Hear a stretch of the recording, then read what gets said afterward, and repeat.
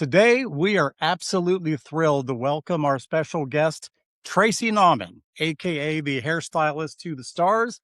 And in case you're wondering, her list of clients they're basically a who's who of rock star celebrities. So, Tracey, welcome. Thank you. I just want Nice. to cut right to it, man. Let's start right to the beginning. Tell me where little Tracey grew up and what kind of kid were you?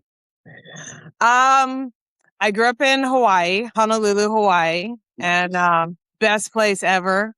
And I was really nice till hit like 13, and then I turned it into an absolute terror, nightmare, horrific child. And that's when I started listening to rock and roll. Imagine that. The two kind of went together. Yeah, right. I was like, oh, this is how we do it. Okay. Yeah, I was like a big new wave fan before I heard of Motley Crue and then Poison and then Cinderella and then Skid Row and all the greats and like The Cure and Modern English and Depeche Mode, and I just kind of totally left them all in the dust for rock and roll once I heard it. But now I go back and I listen to all of it. Course. Yeah, Yeah. absolutely. We always somehow get back to our roots, right? Yeah, it must just be like where like the comfort in your life, right? When you were safe, you had no responsibilities, life was nothing but fun. And yeah, so the nostalgia takes you back, and it's funny because like you always want to grow up and be grown, and nobody's gonna tell me what to do, but people are always gonna tell you what to do. You just don't have to listen to them anymore when you're older, um, and Boy. and you don't want a job. But as you age, you definitely always you want to go home. And you want to listen to the things like, I mean, Prince wrote the soundtrack to my childhood. And when he passed, oh, Seriously. yeah, Seriously. that was devastating. Let me ask you, when did you first kind of realize that you love doing hair? How did you end up in the hair business? That's actually really funny. So my mom took me to a trade show in Hawaii, and being a kid, you run off as you do, unsupervised. And I was just wandering about and I heard this guy talking. And of course, I was curious. So I walk over and I see this guy cutting hair on stage. And I was like, I want him to cut my hair. So I just like dig my way through the people up to the front stage. And I was like, hey, hey, hey. He looked down at me. I was like, can you cut my hair next? He was like, uh, okay, yeah. And I said, cool. And I just stood there and watching. And I'm like, and so he pulled me up on the stage. He didn't ask me what I wanted. I didn't tell him what I wanted. I just sat down and he chopped my hair off and I had a boy's haircut, but it was fun and funny. It was like when you see Wayne's World, and he sees that white guitar and it's like, oh, and that's kind of the moment I had when I saw this dude up there. And then my mom saved up her money and would take me to get my haircut by him. And he was a Paul Mitchell hairdresser. And I remember the smell of the coconut mousse and the watermelon smell of the hairspray.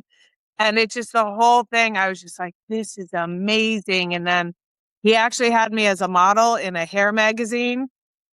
I have no idea what it is or where it is or any of the things, but it just, that whole seeing him on the stage is what started it. And then going to him in the salon is what finished it. And I wish I knew his name because I would love to find him and hope, God willing, he's still alive and just say, hey, man, you inspired my whole life. And thank you for that.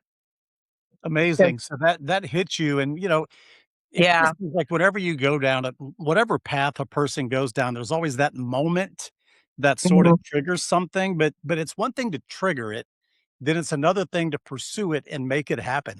Where did you take that, and where did you take that and go from there? I started I never like forgot that experience, and I was like, this is what I want to do. This is what I want to do. So when I was 15, I moved out to Maryland from Hawaii, and I was very angry about it. I came yeah.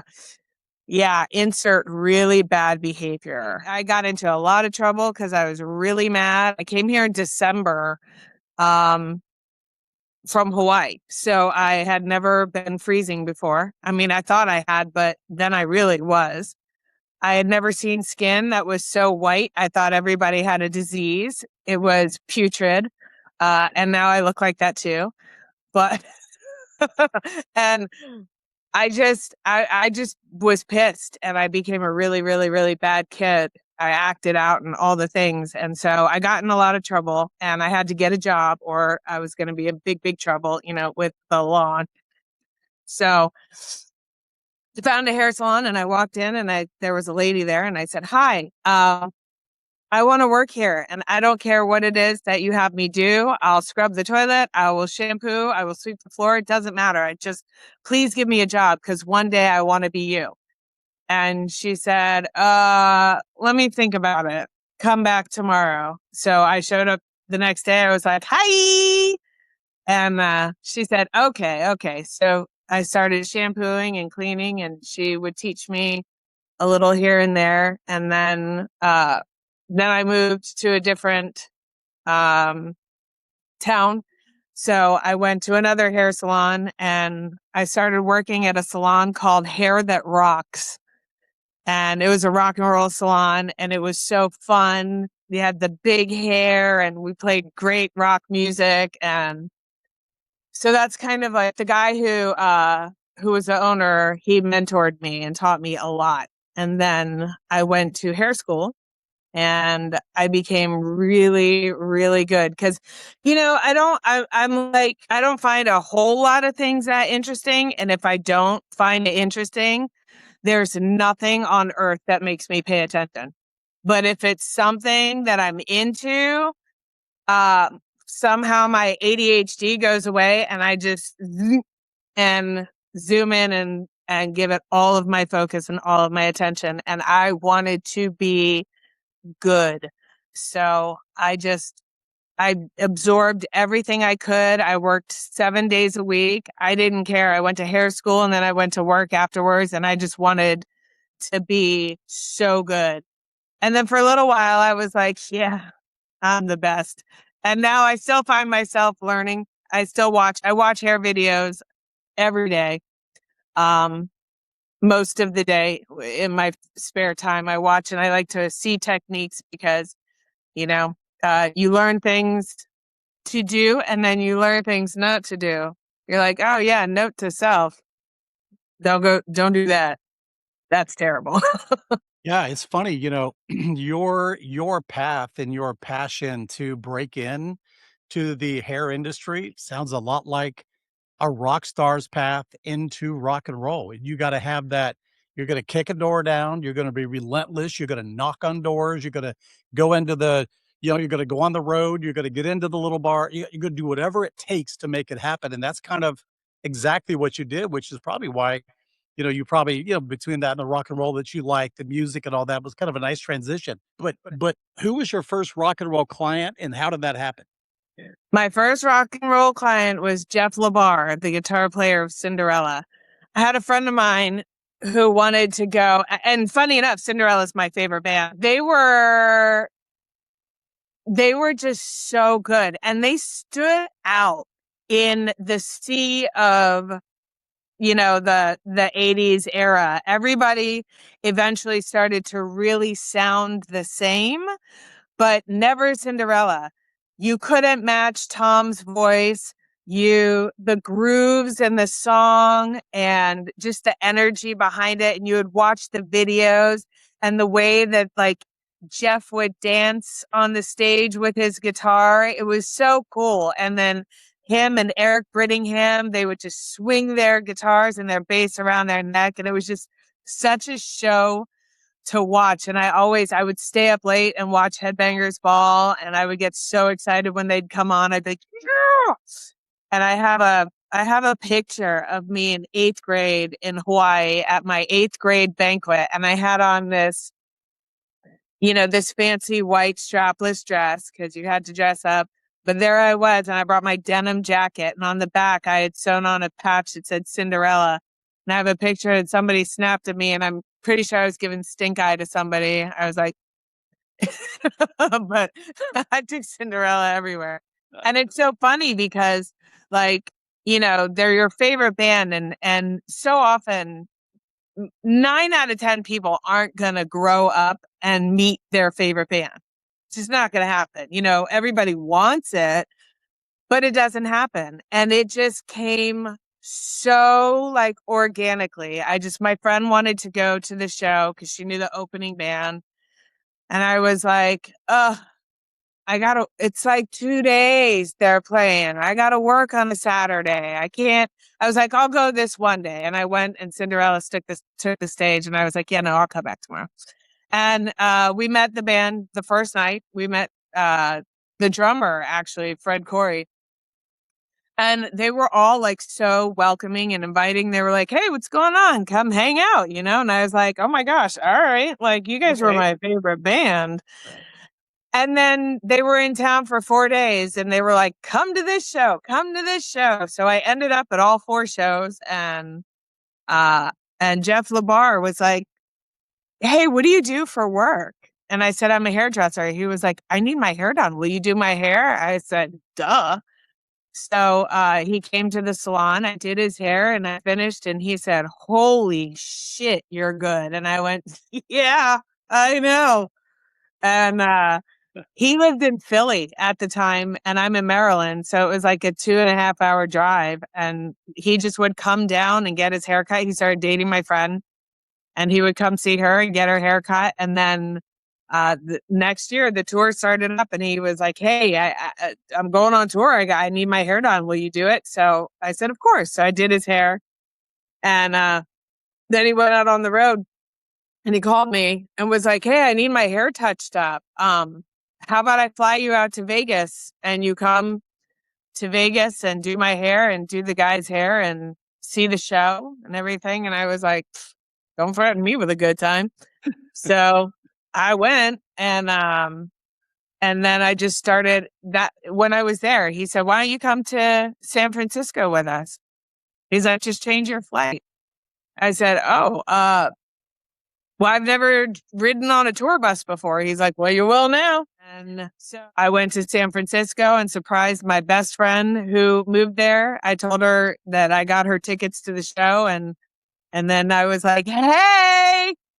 So it ended up being so fun. And then he was like, why stop here? Come to LA. I was like, all right. And I went to Incredible. LA, and it was just a blast. And so then every year after that, every tour, there I was. Who else? Who else? What other bands? Just top of your head, 5 other bands that you've done the hair for. Poison. So they would do like these tours, right, with these other bands, and they toured with Poison a lot. So I started, Cece saw Jeff's hair, because Jeff's hair was terrible before I met him. And then he saw the transformation, was like, wow, can you do my hair too? And I said, sure. So I did his hair, and then I would do Ricky's hair from time to time. And then I started doing Bobby's hair. I never did Brett's hair though.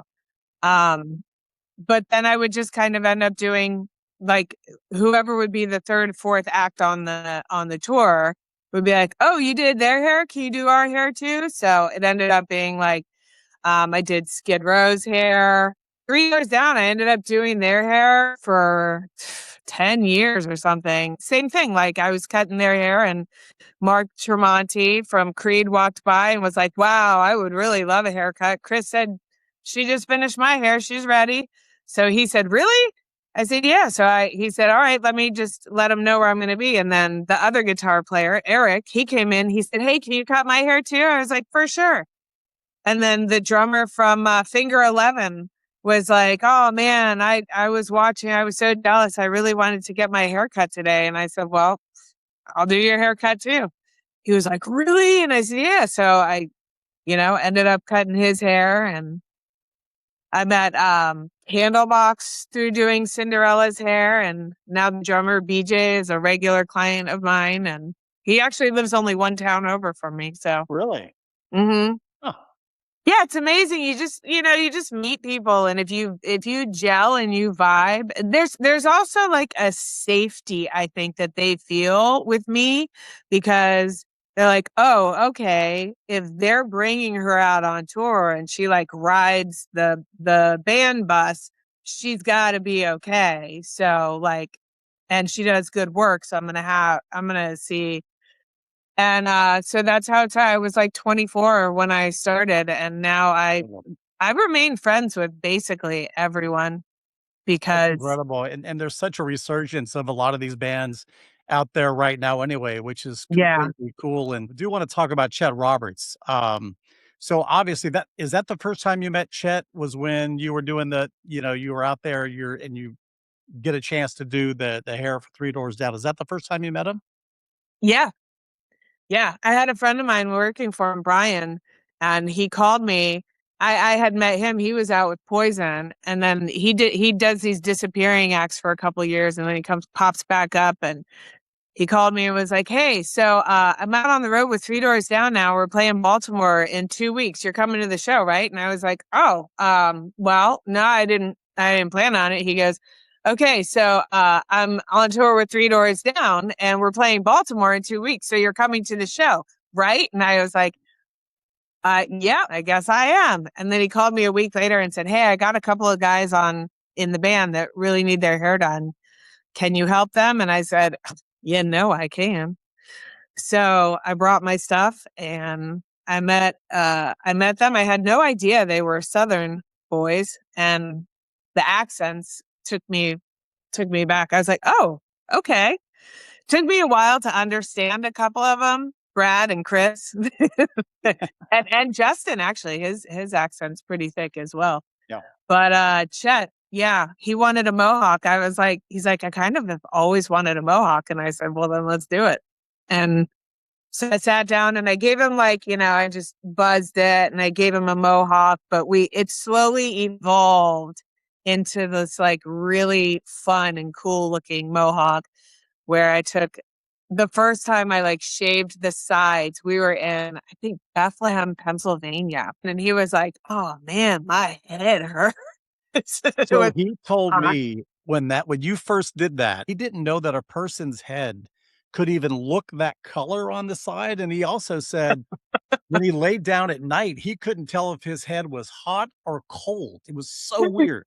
Yeah, it's true. It's true. Yeah, when I shaved the sides of his head, all of a sudden, like pure honky, it was bare white skin that had been protected from his hair. And all of a sudden it was unleashed and it did things to him. It made him sweat. It made him cold. He was like, I don't know if it like burns or if it was very bizarre. After that was done, did you see a persona shift, or did he change at all, or did he have more confidence? How'd that work? He definitely had more confidence. I mean, he's a confident guy anyway, Yeah. and his personality certainly didn't change. He's always been hilarious. He's like very funny, very personable, down to earth, such a cool person.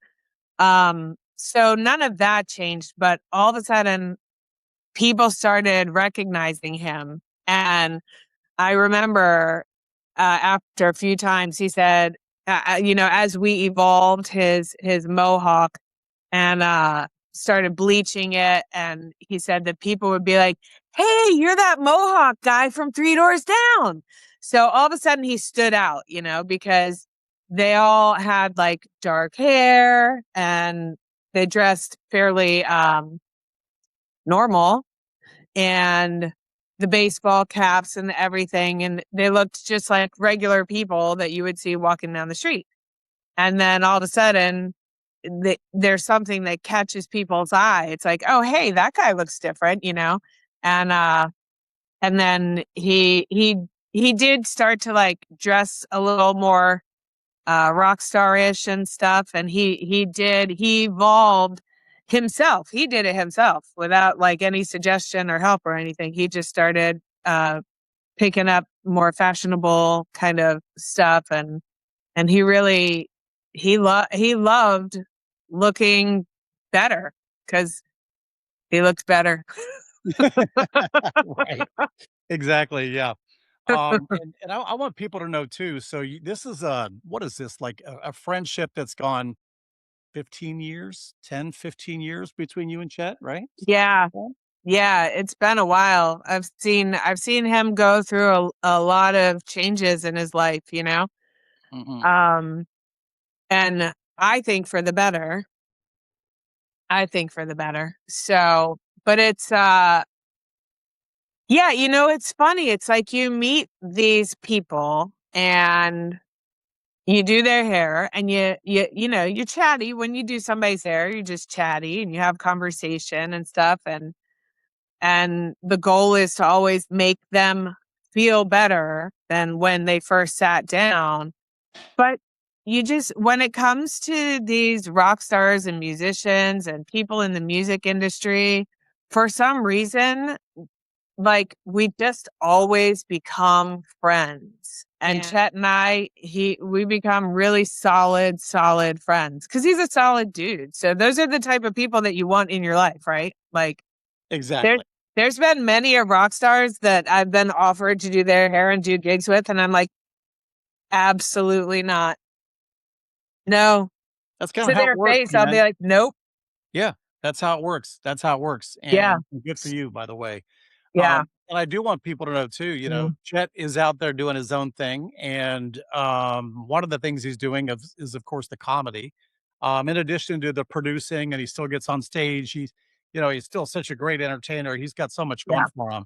But, Yeah. but I do want people to know, that when he went out for his very first comedy act, it was at John Bon Jovi's down there on Broadway in Nashville, Mhm. and he's like, n I'm pretty sure, did he call you and say, "Hey, I'm doing this first gig. Can you do my hair?" Like, he turned to you as part of this new thing. That's a big responsibility. It's a big deal to him. Yeah. And so did he call you and say, "Hey, would you come?" And I understand you drove from Maryland to Nashville just to do his hair for that show that night? Yeah. So he said, I think I want to do comedy. And I said, you absolutely should. You're hilarious. You should totally do comedy. And he was like, yeah, I'm thinking about it. And I said, hey, I got a friend. She puts on comedy shows. So if you want to do that, I'm happy to put you guys in touch. And that's Courtney. And so he said, you know what? Yeah, I think I do. So I said, okay. So I reached out to Courtney and I said, here's each other's information. Take it wherever you want to. So they finally set it up for this first show in Nashville. And he texted me before. He said, okay, if I say that I'm going to do this, if I commit to this, you have to be there. Deal? I said, deal. Done. Absolutely. I will absolutely be there to support you on your first comedy show and as many as I can make, because I think that he should definitely stay with it because he's funny. He's so talented. He's multi-talented, like you said, like he can play the guitar. His voice when he sings harmonies and stuff, it's unreal. Yeah. He's a phenomenal producer. He's a hilarious guy. He's a great friend. He's he's awesome. So like, yeah, I'm there to support anything that he does. Amazing, and I know he appreciates it. We all do, and your relationship with him is special, and it's fun to watch. Is there a hairstyle from, say, the '80s hair band era or after that, '90s, early 2000s, mid 2000s, is there a hairstyle that you never wanna see come back? The mullet. That Oh. so what made you take so long to answer that question, Tracy? It's horrible. Like, every version of it is horrible. It was horrible then, it's horrible now, and the way, like, it evolved was just gross. It's putrid. It's putrid. I'm just gonna go down the dictionary and look at all the words that go along with putrid and gross. You just hit them all like bang, bang, bang. I love it, and I Yeah, agree with you, another by it'll the be way. mullet. Ugh. I agree. So, is there a Yeah. hairstyle you wish would come back or you think is next in the comeback trail? With like Ella Langley with the bangs and the like, there's a little some of that sort of cut. That's like from what, the Yeah. 70s? Yeah, I do. I mean, honestly, the '70s had some killer hair. They had some killer hair. Big time. Yeah, and I love that because there was a lot of texture, and it was like shag and texture, and you could do, like, countless things with it. So, I would say, yeah, that's an era that would be amazing, and it is making a comeback, because everything just keeps recirculating. Everybody, like, that's young and growing up, they're like, "Oh, yeah, we started this trend," and you're like, "Sit down. You did not. Yeah, Sit seriously. down." Yes. Yeah, like the bell bottom thing. Give me a break now. Come on. Yeah. I love bell bottoms, Me but, like, too. this generation didn't start that. Let's make that clear. Let's make that clear. This is yeah, '70s freaking ruled, man. It did, man. They No had no doubt. killer music, killer haircuts, killer style.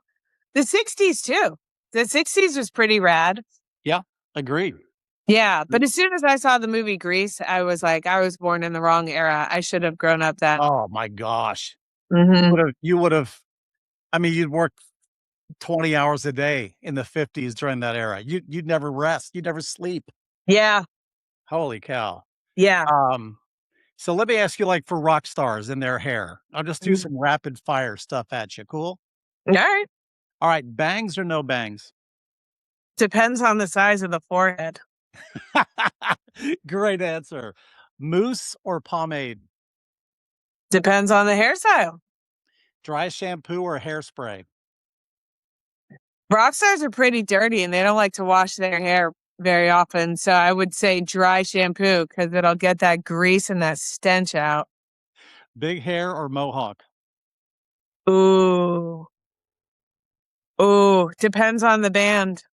True. Hair dryer or air dry? Hair dry. Leather jackets or denim jackets? Leather. Sta Agreed. Stadium tour, dive bar. Mm. I'm gonna go with dive bar. Stadium are cool because you get the fresh air and everything, but you don't get like the camaraderie and fellowship of like the people around you? Yeah. If there was one celebrity that you could do their hair that you've never done, maybe in history, whose hair would you like to do? Well, my friend just met Ed Sheeran, and in the picture, his hair was terrible. So I would like to do his hair because his voice is unbelievable. He's phenomenal, but his hair is a little off. All right, I'm gonna tag him on this clip and see if he reaches out to you. Oh no. Well, I hope he doesn't get insulted if he does, because it's It's out not a there. bash. It's just like it could be better. Could be better. It could be Yeah, better. could be better. Your scissors could probably tell 1,000 secrets. Fair? Fair. And I won't ask you any of them, at least Mm-mm. here. Um, what has rock and roll and your part in it? What has it taught you about people and or in life in general? Good and bad. So, like, there's a lot of loyalty, and I'm a very, very loyal person. And so there's a lot of loyalty and trust. And then there's a lot of shadiness and mistrust and people who like it's funny how like you don't talk to somebody for a while, you don't see him for years, and there's not really that common um, communication. And all of a sudden, you post a picture with a band that you've just done their hair, and like, oh, hey, could you get me to meet them? I'm like, I'm fine. Thanks for asking. How are you? Yeah. And that kind of stuff. And so people, it's amazing how clever people think they are when they're like, "Oh, let me know if you need this and blah, blah, blah. By the way, I'm available to go, be your plus one. I'll carry your bags. I'll do all these things." And you're like, "Oh, Dream Never heard that before. Yeah. Yeah. Um, but then there are genuine people like I said, most of the people that I meet in the industry, I end up knowing forever. So there's that. There's really solid friendships. So Tracy, where can people find you on social media, and how can they, find out what you're doing and maybe hire you for some work? Woohoo! Well, I have a hair page that I rarely ever get on. It's on Instagram. I have to do better. I have to do better. And that's Tracy's Rockin' Hair. And then my regular Instagram that I definitely am more active on is just Tracey Nauman. Man, I really enjoyed this. I cannot thank you a ton. I know we've been, talking back and forth here for a little bit. And I know you're very humble. And you're like, why do people care about me? But I'm telling you, your story's great. The way you present yourself is incredible.